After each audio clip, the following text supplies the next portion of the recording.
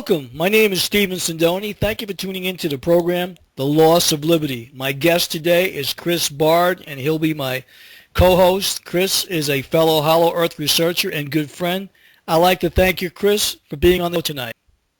Here to talk to you, believing in what others say, even though you may not have things happen to you. And that can spectrum from personal experiences to all the way up to internet experiences being messed with on the internet. And it just to talk about pretty much people stepping outside of their box and understanding other people. Well, you're exactly right. And unless something happens to you directly, we usually discount it and we usually don't believe the individual. And interestingly enough, even your family members, the ones that are closest to you, your siblings, brothers, sisters, mothers, or fathers, are the first to deny you of the truth that you're trying to share with them. And it's kind of disheartening when the closest to you are the ones who shun you when you tell them some unbelievable truths. The more that happens to you, the more that you understand that you have your family not necessarily be your soul family. You may be the person that's looked at as the black sheep in your family, the outcast, the one that doesn't win, and truth or the experience you're trying to bring to them now. I've had a little bit of personal experience now, and it may not be that. It may be just that they're feared that they don't want to step outside their box. Well, you're right. I mean, my brother, today is his birthday. Robert, if you're listening up in heaven, I love you dearly. And my brother passed away a number of years back. And I was caring for my brother. I was a care provider for my brother. I'd come from California to New York to take care of my brother. And in the time I was taking care of my brother, he was in and out of the hospital many times. My mother happened to be in a nursing home. But the whole time that I was caring for my brother, I was under surveillance, and there were a number of attempts on my life. And my poor brother saw what was happening to me, but he was powerless. And as a result of this, it was very difficult just trying to take care of him, knowing that all these things were happening to me. And then when I tried to tell family members, they looked at me as though I had two heads. But yet my brother, who was on a ton of medication, and very sickly, saw it. I mean, so it was very upsetting to me knowing that I came 3,000 miles to take care of my brother, and all because I spoke my truth, that I became a person under surveillance. And my brother had asked me, he goes, why are people trying to do this to you? Why are they trying to hurt you? So finally I sat my brother down. I said, listen, I love you dearly. I says, I'm trying to keep you out of harm's way. Finally I had my brother, some of the things, one of the reasons why I was under surveillance, he was telling me, do you realize our telephones bugged? Do you realize there's helicopters outside of the window? Why are people following us when you take me to the doctor? Stephen, I'm scared.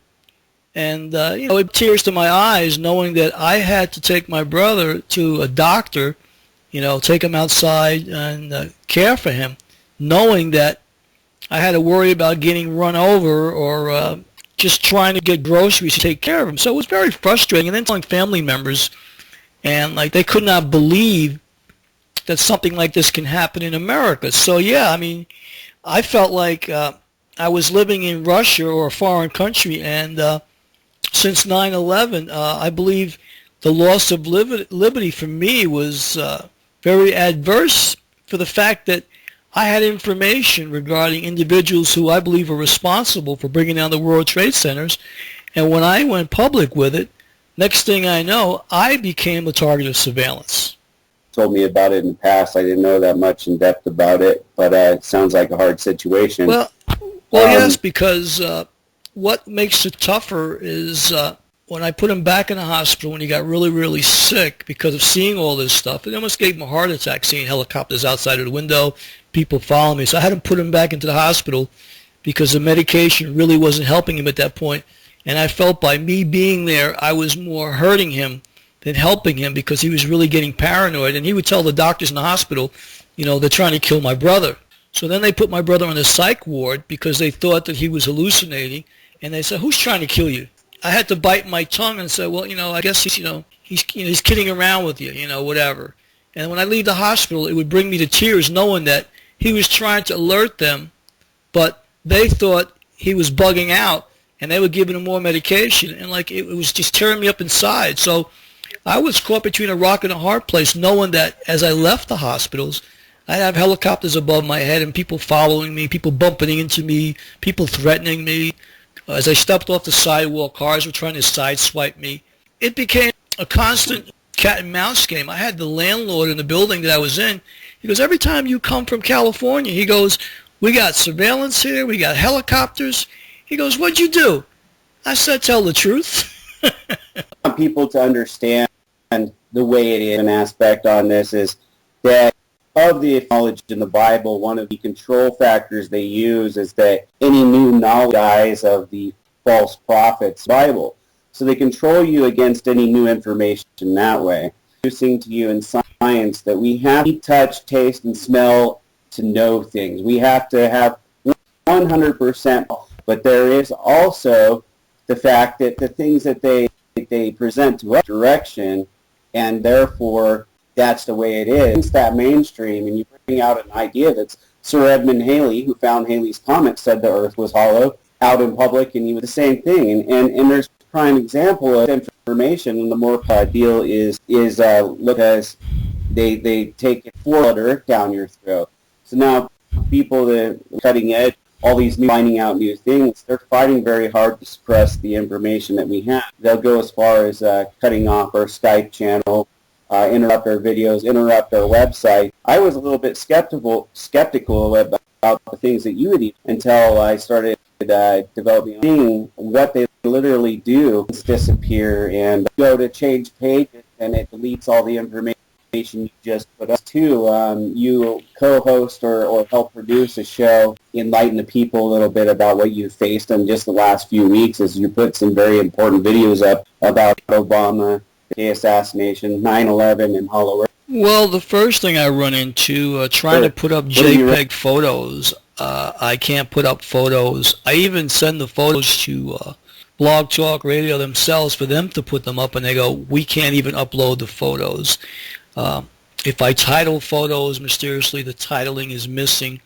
Now, go on real quick. You used to be able to do this in the past, though. This is something that since you started doing this, yes. Correct? These are things that worked at the beginning, but no longer work because somebody's gone in and corrupted the Oh, that system. is exactly right. I mean, my passwords every day are compromised. I change my passwords as you would change your socks. If I don't do that on a Windows-based system, they will be in the system. For example, we'll talk about email, for example. For those listening, I want to share with Reality 101 on the internet. I could send out 100 emails, and 100 people will not get my email, and not one will respond. If I don't call that individual and say, oh, by the way, did you get my email? They'll say, no, I thought you dropped off the planet. So consequently, people such as myself are having their First Amendment rights violated by email, reading my email, deleting my email, and so that's been a big problem. Email, for example, I've got YouTube sites. I've had people change my passwords on me. They delete my comments. All the buttons on YouTube did not work. The only button I think works now is the dislike button. My counter has been frozen. I don't even reach 301. I might reach 30 or 100. In some countries, I was reaching thousands. On one side, on my Sindoni production site, I think I'm over 2.5 million people. But realistically, and this is just speaking from what I know, I probably have over 100 million views. I'm in 70 countries. I have over 800 videos. And people tell me, why can't we find your video? That link that you tried to send me doesn't work. So one of the first things I shared with you, Chris, was that if you are going to, be my circle, you need to understand real quick how to play the game, because these individuals are very crafty. They want you to make people think that you're a little insane, you're a little off the wall, you're bugging out, so to speak. I am very rational. I am not very emotional. I'm pretty much even keel.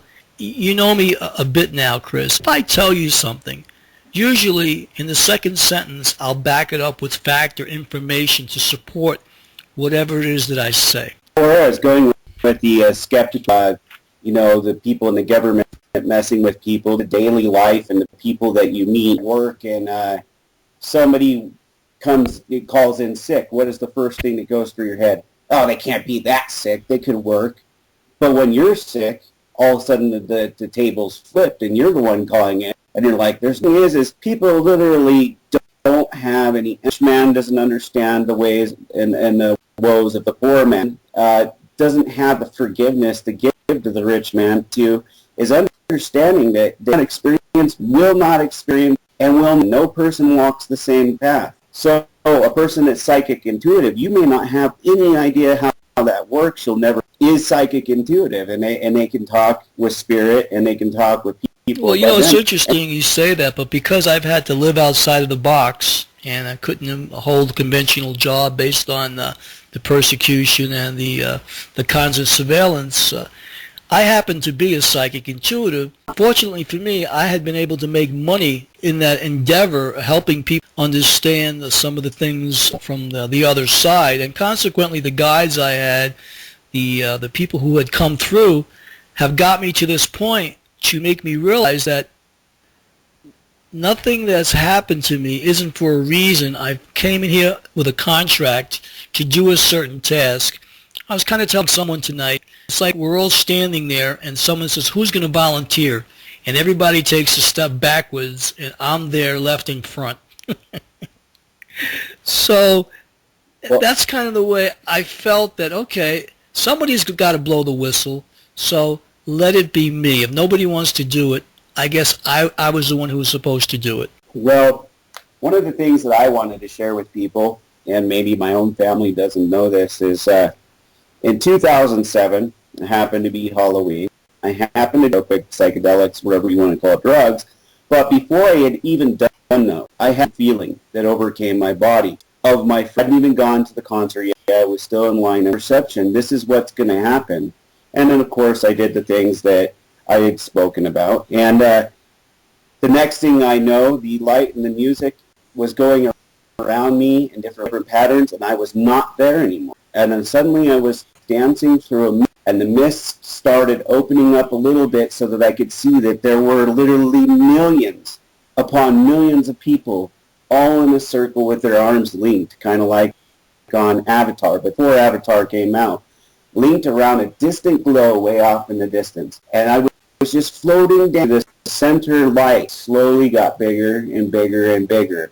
I would say it seemed like it was miles away. And just around me were galaxies and lights, and my body fluttered felt in my entire life. And as I got closer, and there was a set down next to the fire, the person turned, and there was my friend Adam.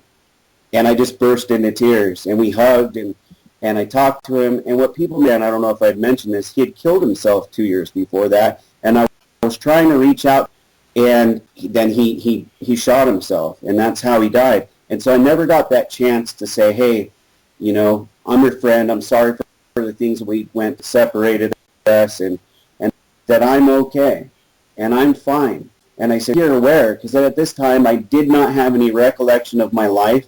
I was having all these wonderful feelings on top of that, seeing my friend. Well, but you have to, but at the same time, I had a different feeling inside of me that was something bigger than that. And I was back on the dance floor, and I was dancing again on my face. And it was more real in that place than it has ever felt real here. And I learned that there's a place beyond here for every single one of us. And no two people are going to see the same vision when they have one of these experiences. But all different, have different destinations.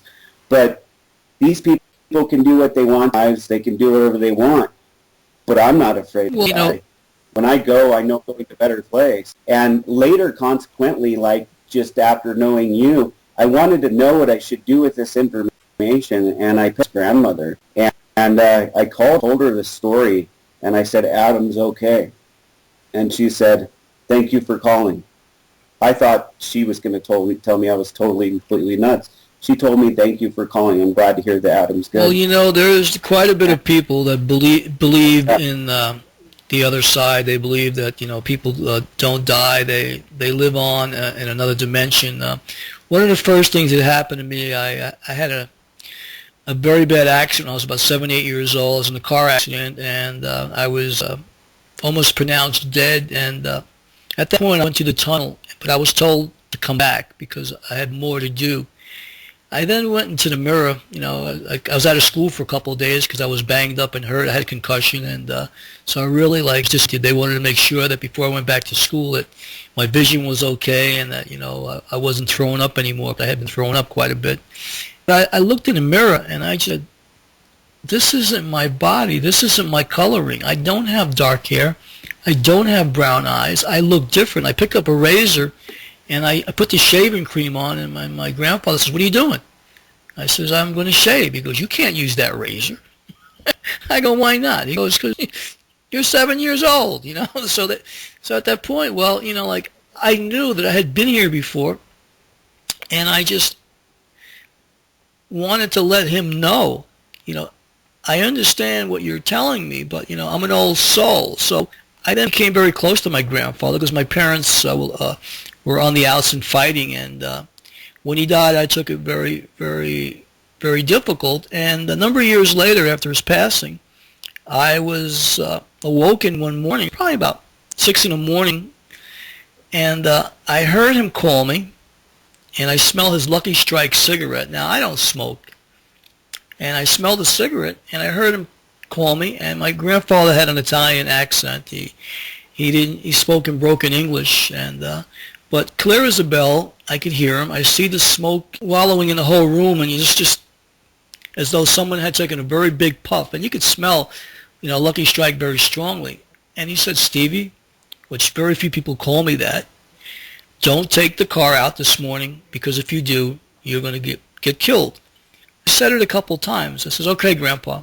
And then I walked around the room looking around to see, if I could see his image, but then all of a sudden the mist dissipated and went away. And then I could see from the window the gleam of light coming through the Venetian blinds. And I look out, and I could see, the sun was coming up now. It was like 6:10 at that point. So I got ready, and I went to work. And when I got to work, I used a company car at that time. But on the weekends, I had to bring it back to the shop, and I'd pick it up from Monday to Friday. Anytime I needed to go somewhere, because I was an engineer for an air conditioning company in those days, and anytime I needed to go survey a job or whatever, I would take my vehicle out. But that morning when I went there, one of the guards said to me, "You need to go see the boss." "Why?" "He needs to talk to you." So I'm thinking, why does he want to see me this morning? Usually I take my car keys and I just go. I go upstairs, and my office happened to be next to his. I go in, and he's all disheveled. Now, not only this man is Mr. GQ with a three-piece suit, every hair is in place, and dressed for success, but here his hair is all disheveled. He looked like he was losing it, and he says to me, "Come in the office and sit down." So I do. I says, "Are you okay?" He goes, "No." He goes, "I almost got killed this morning." I says, "What happened?" He says, "Well, I needed to go into Manhattan early this morning, so I decided to take your car. And as I did, I got on the 59th Street Bridge, and I lost the brakes, and I almost went over the side divider into the East River." He said they had to tow the car back downstairs to the shop, so you cannot take it today. He says, "Where do you have to go?" I says, "Well, I have to go to New Jersey." He goes, "Well, how much will it cost you?" I says, "I don't know." He says, "Well, will a $100 bill cover it?" I says, "Absolutely." He says, "Okay." He picks up the phone, calls the secretary, and says, "Call a cab for Stephen and tell the cab to be downstairs 10 minutes. So he gives me the $100 bill. He says, "You promised me you're not going downstairs to get that car." I says, "No, absolutely not." I says, "I'm going to have fun on your 100. So we start laughing. I go downstairs, and when I wait for the cab, I get in the cab, and I look up in the air, and I says, "Thank you, Grandpa, for saving my life this morning." So I realized there were things that, that you can't explain, but through the years, he kept coming through. And then even my brother, when my brother was in the hospital, he had come to California. He'd go home and take care of your brother. And he was, time was interesting because he didn't have gray hair or salt and pepper hair. He came through at about 27 years old with dark hair. I had never seen him with dark hair and ruddy complexion. And he said to me, "This is the image that I choose to be in right now." He says, "I'm about 27 years old." He goes, "That's why you're having a hard time recognizing me." So I says, no problem, Papa. I says, I understand. Well, I've got more work to do. And then he was sitting in one of those seats in school where it has like the desk in front that you write on. He was in one of those seats to show me that he was on the other side doing work. He had more work to do. He says he hadn't transitioned to come back in another embodiment. He's staying on the other side to do more work. So he's got more time before he reincarnates. But he says you need to go back to New York to take care of your brother because your mother needs help. And at that point, I find out the next day that my mother ended up going in a nursing home and my brother was in a hospital. And the only way that he could get out of the hospital if somebody signed him out.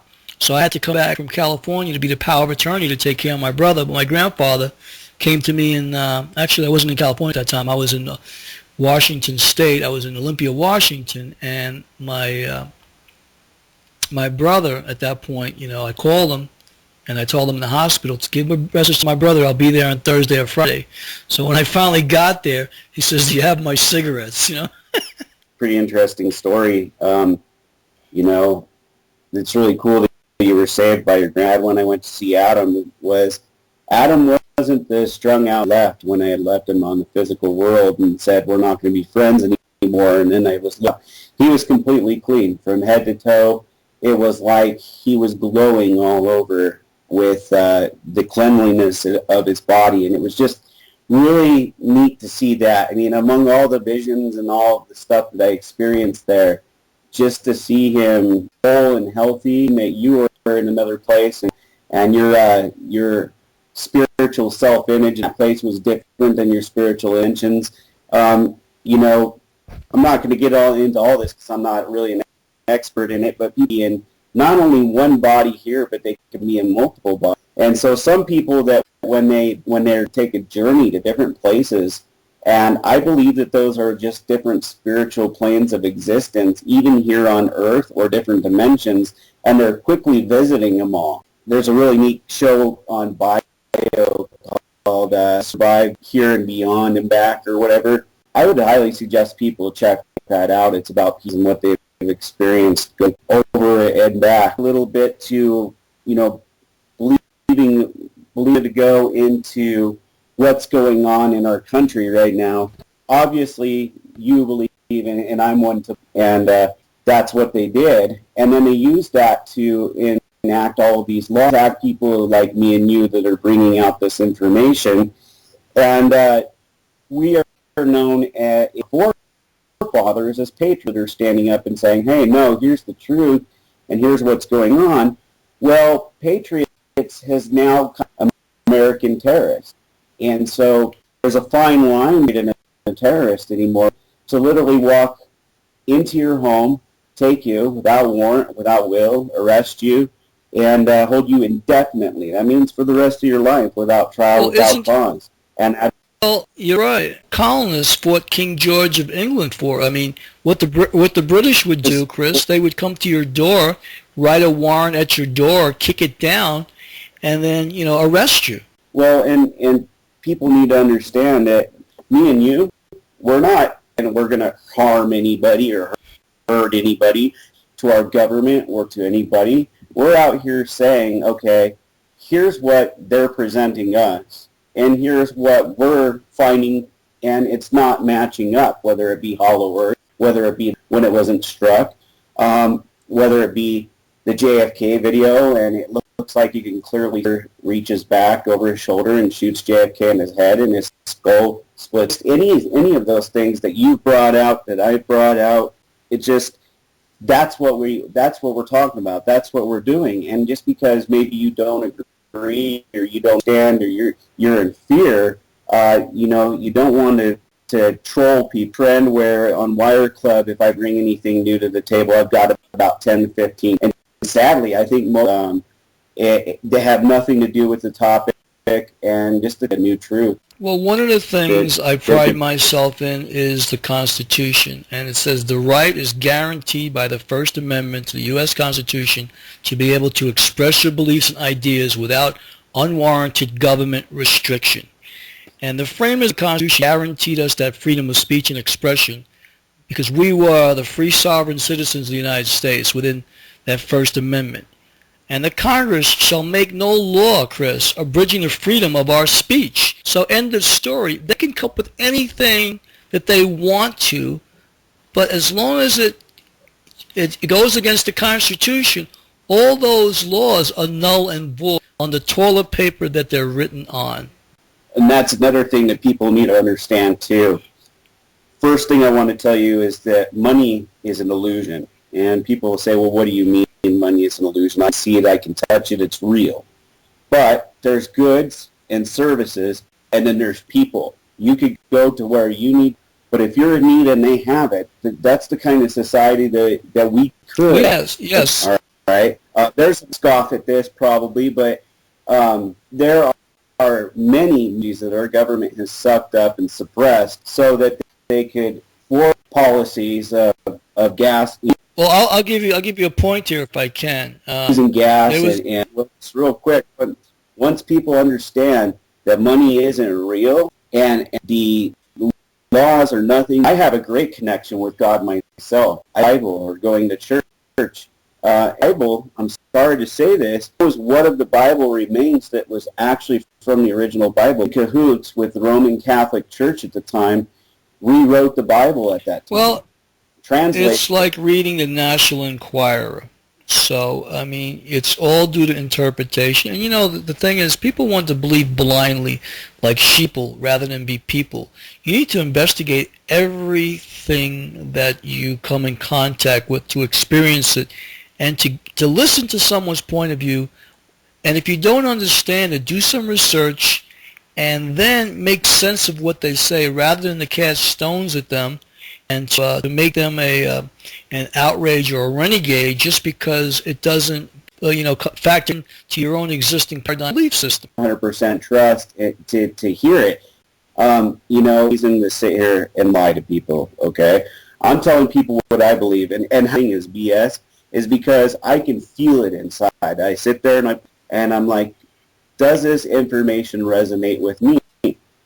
Do I believe in this, or do I think that this person is just giving me misinformation? What I trust. I don't take a video and look at a video and say, well, that's 100% for sure, or not 100% for sure. I take God and Spirit from place to place to place, and then I take the whole thing, and if the picture and what resonates with me, then I'll put it out there. Well, that's a good point, because it has to feel right. You have to have done your homework. You just can't put things out haphazardly and blindly, and because it's very impressionable. It's like whatever you tell a child or your children. Be careful what you tell them, because they're going to mimic your act. You've got bad habits. Guess what's going to happen? You're going to give that to them. Anytime I do anything as far as putting out a video or putting out something or even doing an interview, I'm very mindful of the words I use and how I say it, and I never try to harm someone or say something against someone. I will call someone for being, what they really are, and let them know, hey, I was on a night, but it wasn't last night, and I'm sorry to wake some of the people up with that, but I've had many attempts on my life, Chris. I've been hit with microwaves, which isn't fun. I've been shot at. As I said, I've had cars try to run me over. A couple of times they wanted to stab me. People tried to beat me up, and I've had standoffs with men in black. I mean, with the mirrored glasses, and I'm not afraid to go to the other side, because I know, my brother who recently passed, and getting back to my brother, I guess it's because it's his birthday, I want to finish up with this, is that before he passed, I had to go back to California, and I got another phone call to come back, and I go, I can't come back. So when my mom, who came out of a nursing home, was able to care for him, they wouldn't let her take care of him because she was in a wheelchair again. And the only way that he could come out of the nursing home was if I came back or someone else from the family to take care of him. As soon as my mom told him on Labor Day of 2 years ago that I couldn't come back and I wasn't coming back, he says, well, then I don't want to live. He closed his eyes and he died in her lap. So I get the phone call how my brother died, and it brought me to tears knowing that I didn't want to put my brother through what I had put him through for 2 years while I was caring for him. And kind of like if I would have sucked it up maybe, or maybe put myself in more danger, he might have lived a couple more years or a couple more moments. But I realized that I could not put myself or him in more and more jeopardy. But when he came to me, and he was younger, he was about early 20s, and he was in great shape, very healthy, very handsome young man. And he said to me, he goes, okay now, I'm not sick anymore. I'm all right. I'm with grandmom and I'm with grandpa and I'm with some of the aunts and uncles. And he says, so he goes, I'm going to be okay. He goes, I've got to go to the Bardo. And the Bardo is a process where he's got a life review. So he was supposed to go through this, but he was telling me that he was going to go through this, but he was all right. And that he brought in one of my guides who had passed. They then brought in the rest of my family. So there was a number of people that came in. It was almost like a party on the other side. And it must have been like 15 people getting bombarded with so many people coming in that it was kind of a joy to know that I had this connection. And every morning, consequently, meditate, and I get guys coming in, I get direction, and there's sometimes I get things I don't want to share. Sometimes I get things to make a video, and I might make a video. People say, well, how do you get all that? And I said, Spirit comes to me. They give me things, just like they gave me the Obama, the Obama-Osama connection. I get what I get, and then they lead me to a book. The book falls off the shelf, and next thing you know, there's a video. Yeah, that me and you have discussed is where you are able to actually see and visually spend time with your spirit guides. In my difference, in my experience, I'm able to do. When you don't understand something or you haven't explained people, again, I want to drive this home. You don't turn around and start bullying. They want you to do. They want you to fear other people. They want you to fear the unknown. They want people. One of the big reasons is because they have taught you for so long that we're all separate and we are all connected. No man is on this world, and no man is less than the best person on this world. We are all one, and we're all equal. I wanted to throw out a real quick example of one of the sites and what's going on and how they suppress information. You do a full transformation in what they said was the new style or new design, and what they went in and they made it literally impossible, as far as I've found, for you to email, comment on videos that allow commenting, but then that's out in the public forever. And we have our ways to get around emails on our videos and things like, just try to make it more difficult. They don't understand that we're usually one or two steps ahead of them, that we have the mental capacity to them, because a lot of them aren't that smart. When you go to that, how many people have you seen that thought when your brother came in and he said they're chasing him and they're like, who's trying to? They thought, well, he's insane. That's the first thing that came to their head. Not exactly. Should we get the police about this? Why is this man saying this? This man wasn't saying this because he was insane, because he literally genuinely had seen and for your life, and people, you had to bite your tongue. That's the way our society is. We need to stop that. We need to start listening to our children. You know, there's so many children out there that get abused, and the parents go, oh, that can't be true. And it's like, where would a child make that up? You know, and it reaches out to every part of society. On the internet right now is this anti-pain, and it's even worse on the internet, people. People just tell, a person might come in the room and say, I'm suicidal, and 15 people will type, I'll give you a gun, I'll give you a knife, I hope you do kill yourself, typing that kind of stuff in, and it's just all pain people each other. Stop hurting each other. Stop the humanity of what we are, and start finding out what's going on and keeping an eye out your window and helperhood that you're in, and let that spread another place. I have a really cool story today. This is just something that happened to me. I was thinking about Jim Carrey, and he used to give out 20. I manifested this myself, but I woke up the next day and out, and this is an example of what happened to me. There was and I was excited. I could go get my kids some ice cream or something, do something that day. And I got to the park, and there was a man pushing the car. And I immediately jumped out and said, hi, do you need a just it on?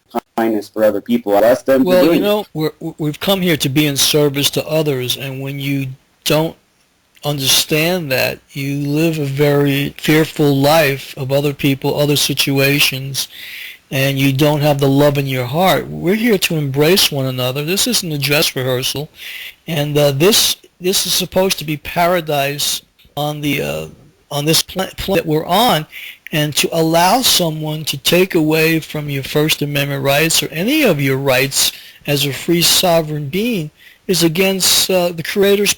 The spirit people, we don't have to live underneath these rules. They're pieces of paper that somebody signed. Well, and that signed it, they signed a better think about that. Do you want people that are corrupt at the very don't look after your interests? Don't. I had a situation where I wanted to get some collector's plates for my truck in here in Colony 7, so I wrote my senators or Congress, whoever was in charge, and only one of the two wrote me back, and he wrote me kind of some information about how the change was made, but nobody ever did anything about it. That got me nowhere. And, these people are supposed to be there to help, but here it is they wanted to get more money for more people newer than 1970, so they weren't going to do it because that puts another $25 into the pockets of the city. And of that money... Well, that's exactly right. Chris, we've got 10 minutes left. We're going to do one ad a day so that we can put this on YouTube as well.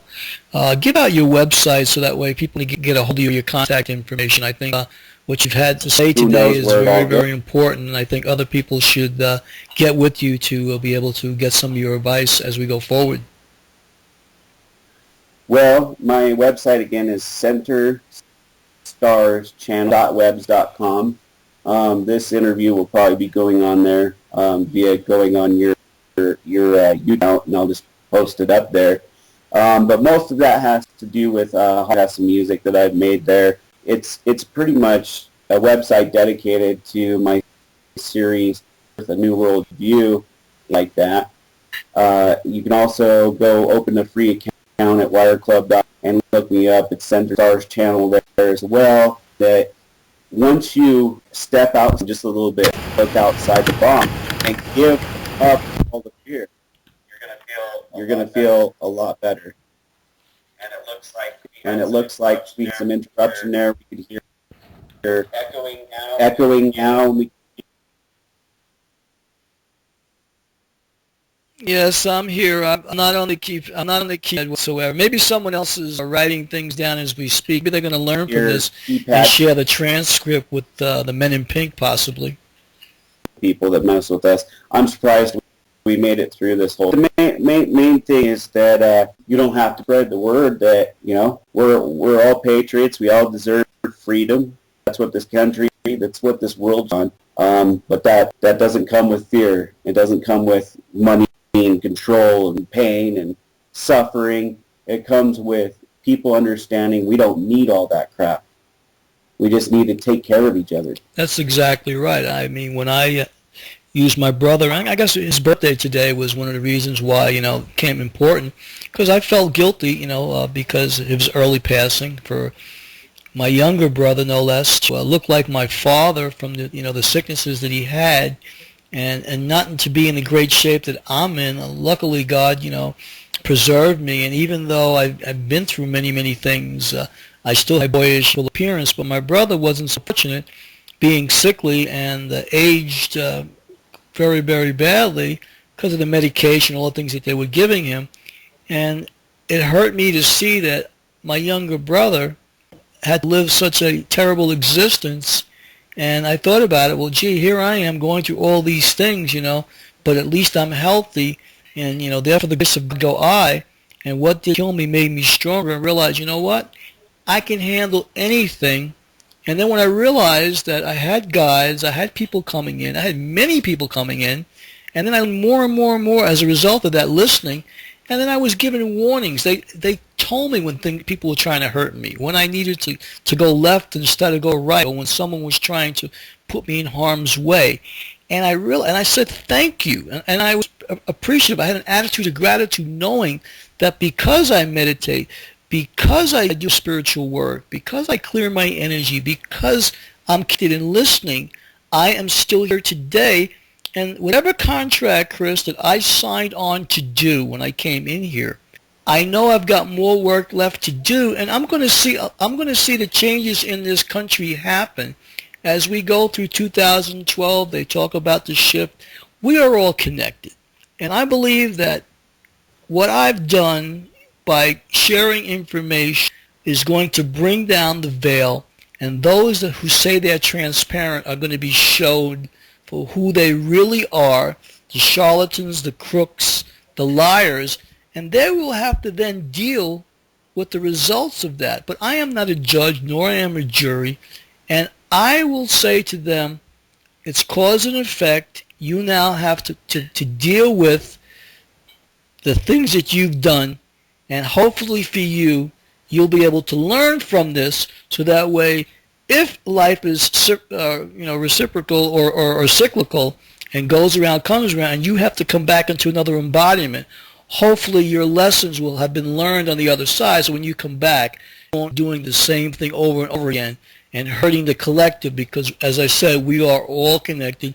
We are all one. So when someone tries to hurt me, I have to look at that as my shadow. Do I hurt them back? No. What does it say about me if I come down to that level? I wanted to say that you today, and that's what made us go into this. And if you don't have that connection with God, let me suggest to you Philippians, I think verse 6 and 7, that surpasses all understanding. And really what that means, up to the sky and say, I'm done being in fear, and you will get something in return.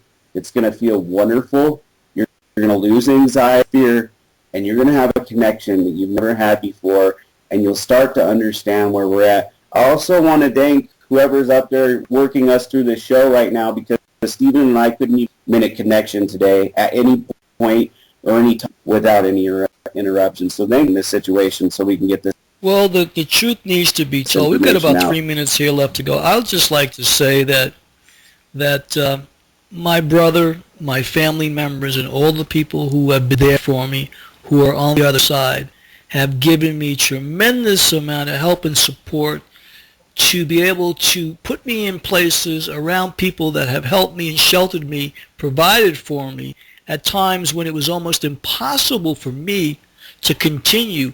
What these people wanted is for me to be on the side of I-5 or some road, destitute, with my hand out, or in a position where they could just have me create my own demise and appear as though I was like off my rocker. But that's never happened, nor can that ever happen, because I write the script and I write the ending, and the ending says that this existing paradigm is going to shift, it's going to change, and we are going to be able to take our sovereignty back. People like Barack Aduyade Obama, born in Thailand, will go to prison. George Herbert Walker Bush will be punished for his roles in the JFK assassination. Eugene Caesar for killing Robert Kennedy, who standing behind him fired the shot, the security guard for killing Robert Kennedy.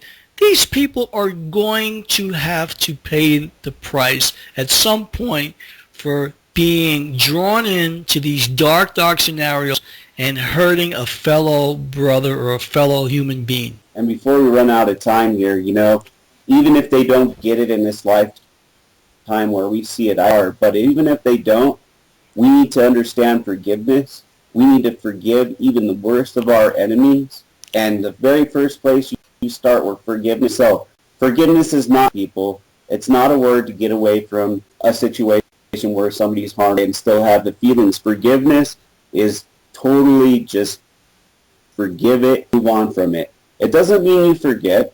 It means that you have now taken and you've handed into the things with Jesus when he said, laugh at your enemy. Well, and I never understood it. And the enemy's going to hit you, just say, I forgive you, and kind of laugh and turn around and walk away. Quickly, I want to say, we got a minute here. Quickly, I want to say, I created a movie called Stop Marconi, and it was a true story. I made it a comedy about what was going on with my brother and myself. And it's on YouTube to watch it on my Sindoni production site. My brother's coming through right now to tell me that I made him a star before he passed on. I'm proud of the movie I made for him. But I had to make a joke out of it, because even though I'm going through that's what my sanity in that, to trust that it's all an illusion, it's all how we see it, and as long as I didn't buy into it, then I was going to be okay in the long run. I want to thank you, Chris, for allowing me to share some of this information with you. This show has been many years in the making, so I want to thank you for today, for coming on and having this conversation with me, and I want to thank you, the listeners, for spending the time. Chris, would you like to say anything before we break? just plug that video one more time. We'll hear everything you say and then I'll forget it. So maybe your brother-in-law. Well, it's on youtube.com/Sindoni Productions. The name of the video is Stop, S-T-O-P, Marconi, M-E-R-C-O-N-I. Stop Marconi. Rhymes with Sindoni, so you realize I wrote it because it was a true story. But I want to thank you, Chris, for allowing me to kind of tell it like it is today and let the viewers know that it happened to you. But if it does happen to you, you're not alone, and people like myself and Chris will help you along the way as well, because sunshine always follows rain. So thank you tonight, brother, and I'm sure we'll do another show again together. All right. Let me know when this is up and running so we can get it on our site. Thank you, brother.